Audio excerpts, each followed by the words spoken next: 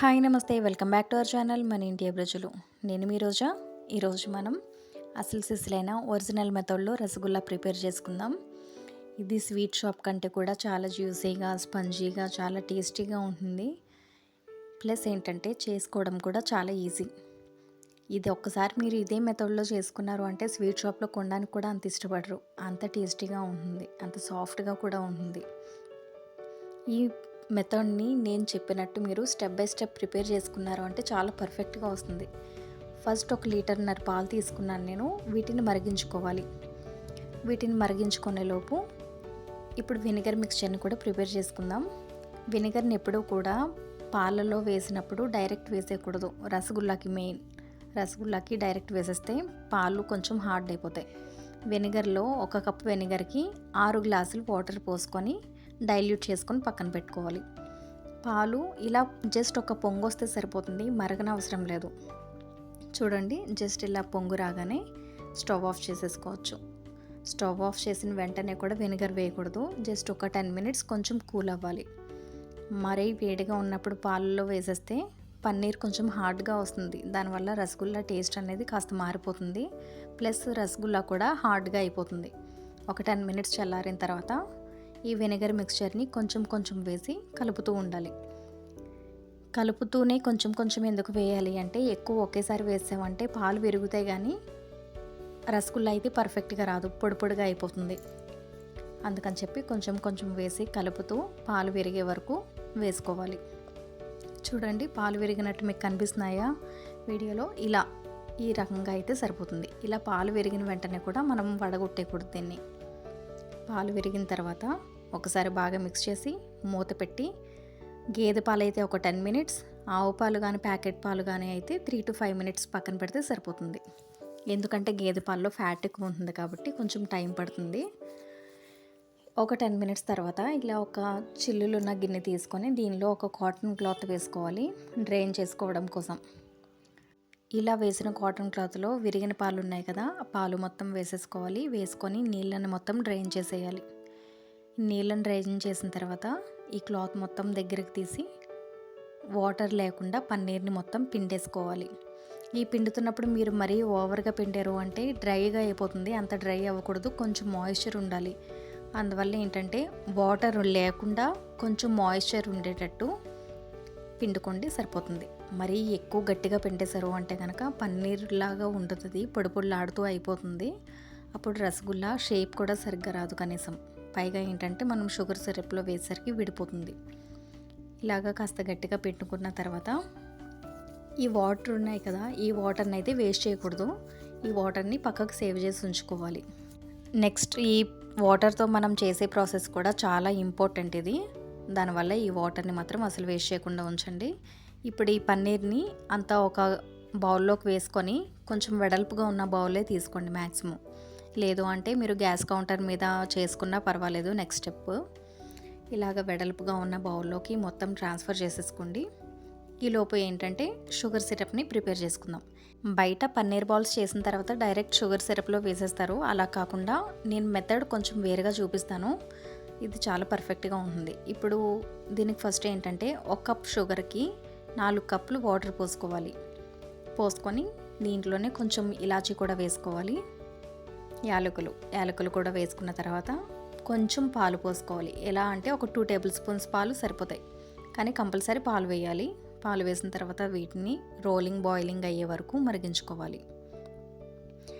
ఇప్పుడు ఇవి ఇలా మరుగుతూ ఉండగా మనం పన్నీర్ రెడీ చేసి పెట్టుకున్నాం కదా, ఈ పన్నీర్ని బాల్స్లో ప్రిపేర్ చేసుకోవడానికంటే ముందు దీన్ని బాగా మ్యాష్ చేసుకోవాలి.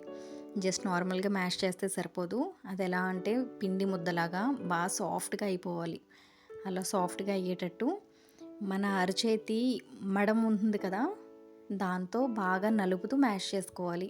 చూడండి, వీడియోలో నేను చూపిస్తున్నాను కదా, ఈ ప్రాసెస్లో చేస్తేనే ఎక్కడ ఉండలు లేకుండా పన్నీర్ వీడిపోకుండా కరెక్ట్గా బాల్స్ చాలా సాఫ్ట్గా వస్తాయి. ఇది సరిగ్గా మ్యాష్ చేసుకోకపోతే సాఫ్ట్ బాల్స్ అయితే రావు, స్పాంజ్లా రాదు. ఇలా చూడండి ఎంత స్మూత్గా అయిందో. ఇది మిక్సీలో కూడా వేసుకోవచ్చు అనుకుంటారేమో, మిక్సీలో అస్సలు వేయకూడదు, టెక్స్చర్ మారిపోతుంది. ఇలా చేతితోటి బాగా మ్యాష్ చేసుకున్న తర్వాత చిన్ని ఉండలు తీసుకొని మీకు ఏ షేప్ నచ్చితే ఆ షేప్లో చేసుకోవచ్చు. ఈ బాల్స్ని మనం షుగర్ సిరప్లో వేసిన తర్వాత కాస్త సైజ్ పెద్దవి అవుతాయి. దానివల్ల నేను అందులోని మా పిల్లల కోసం చేస్తున్నాను కాబట్టి కంపల్సరీ చిన్న సైజ్ మాత్రమే తీసుకుంటున్నాను. మీరు మీకు నచ్చిన సైజ్ మీకు నచ్చిన షేప్లో తీసుకోవచ్చు. నేను మ్యాక్సిమం అన్నీ కూడా రౌండ్ బాల్స్ లానే తీసుకున్నాను. మీరు మీకు నచ్చిన షేప్లో చేసుకోండి. ఇలా ఒక్కొక్క బాల్ చేసుకున్న తర్వాత జాగ్రత్తగా పక్కన పెట్టుకోవాలి. ఈ బాల్స్ కూడా ఈ స్టేజ్లో చాలా సాఫ్ట్గా ఉంటాయి. అందుకని ఈ బాల్స్ చేసిన తర్వాత చాలా కేర్ఫుల్గా పక్కన పెట్టుకోండి. కొంచెం ఏమన్నా నలిగినట్టు బాల్ మీద బాల్ అలా వేసినా సరే ఫ్లాట్గా అయిపోతాయి. అందుకని జాగ్రత్తగా బాల్స్ అన్నీ ఒక పక్కకు పెట్టుకున్న తర్వాత ఇప్పుడు మనం ఫస్ట్ పన్నీర్ని వార్చిన వాటర్ ఉన్నాయి కదా, ఆ వాటర్ వేస్ట్ చేయకూడదని చెప్పాను కదా, ఆ వాటర్లోనే ఈ బాల్స్ అన్నీ కూడా వేయాలి. ఇలా ఈ బాల్స్ అన్నీ వేయడం వల్ల ఏంటంటే షుగర్ సిరప్లో వేసరికి ఇవి ఆల్రెడీ కాస్త వాటర్ పీల్చుకొని కొంచెం సాఫ్ట్గా ఉంటాయి. టెక్స్చర్ అనేది బాగుంటుంది. షుగర్ సిరప్ కూడా లోపలికి అంతా ఈవెన్గా వెళ్తుంది. ఇప్పుడు అక్కడ షుగర్ సిరప్ మరిగేలోపు 1 టేబుల్ స్పూన్ మైదా తీసుకొని మైదాలో ఈ వాటర్నే కొంచెం యాడ్ చేసుకున్నాను. ఎలా అంటే స్లర్రీలా చేసుకోవాలి. అంటే కాస్త పల్చగా పేస్ట్లా కాకుండా కొంచెం వాటర్ కన్సిస్టెన్సీలో ఉండేటట్టు మిక్స్ చేసుకోవాలి.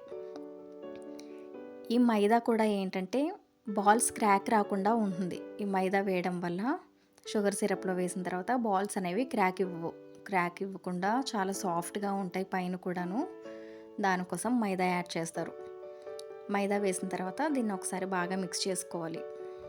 మిక్స్ చేసుకొని బాయిలింగ్ అవుతున్నప్పుడే ఈ పన్నీర్ బాల్స్ ఉన్నాయి కదా, అవన్నీ ఒక స్టెయినర్తో తీసి ఈ షుగర్ సిరప్లో వేసేసుకోవాలి. ఇప్పుడు దీంట్లోనే నేను 2 ప్రాసెస్ చూపిస్తాను మీకు. ఇది ఫస్ట్ ఏంటంటే ఆ మైదా కలిపిన మిక్చర్ కూడా వేసిన షుగర్ సిరప్ కదా ఇది. ఫస్ట్ దీంట్లో బాల్స్ వేసేసుకోవాలి. వేసుకొని ఇవి బాయిల్ చేసుకోవాలి. బాయిల్ చేసినప్పుడు చూసారా సైజ్ ఎలా డబుల్ అయ్యాయో. ఈ స్టేజ్లో ఉండగానే క్రిస్టల్స్ ఫామ్ అవ్వకుండా, అంటే ఎక్కువ మరుగుతున్నప్పుడు షుగర్ సిరప్ మొత్తం దగ్గరికి అయ్యి క్రిస్టల్స్ ఫామ్ అవుతాయి కదా, అలా అవ్వకుండా మధ్య మధ్యలో కొంచెం వేడి నీళ్ళు పోసుకోవాలి. చన్నీళ్ళు పోస్తే బిగిసిపోతాయి మళ్ళీ. అందుకని వేడి నీళ్ళే పోసుకొని కొంచెం సేపు మరిగించుకోవాలి. అంటే ఒక 10 మినిట్స్ మరిగించుకుంటే సరిపోతుంది. మీకు కలర్తో సంబంధం లేదు అనుకుంటే దాన్ని ఇంకొక 10 మినిట్స్ కూడా మరిగించుకొని ఆఫ్ చేసేసుకోవచ్చు.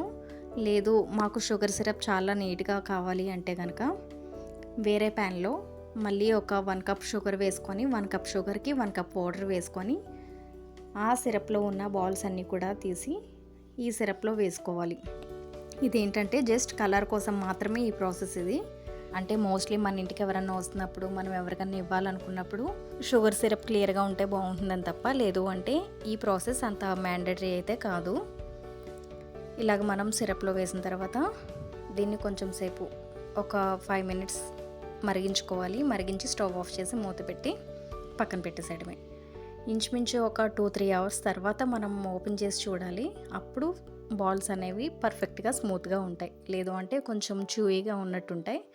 చూడండి బాల్స్ ఎంత పర్ఫెక్ట్గా ఉన్నాయో. ఇంకా నేను మీకు వీడియో తీసినప్పుడైతే నాకు అంత టైం కూడా అవ్వలేదు. అయినా సరే కాస్త స్పాంజీగానే వచ్చాయి. కాకపోతే కొంచెం చూయీ టెక్స్చర్లో ఉన్నాయి. ఎందుకంటే నేను చాలా తక్కువ టైంలో తీసాను వీడియో కోసం. కానీ 2-3 అవర్స్ తర్వాత మాత్రం చాలా బాగా వచ్చినాయి. చాలా పర్ఫెక్ట్గా చాలా స్మూత్గా వచ్చాయి. ఇదే స్టెప్ బై స్టెప్ ఇదే ప్రాసెస్లో మీరు ఒక్కసారి తప్పకుండా ట్రై చేయండి. డెఫినెట్గా అందరికీ నచ్చుతుంది. ప్రాసెస్ కూడా అంత హెవీ ప్రాసెస్ ఏమి కాదు.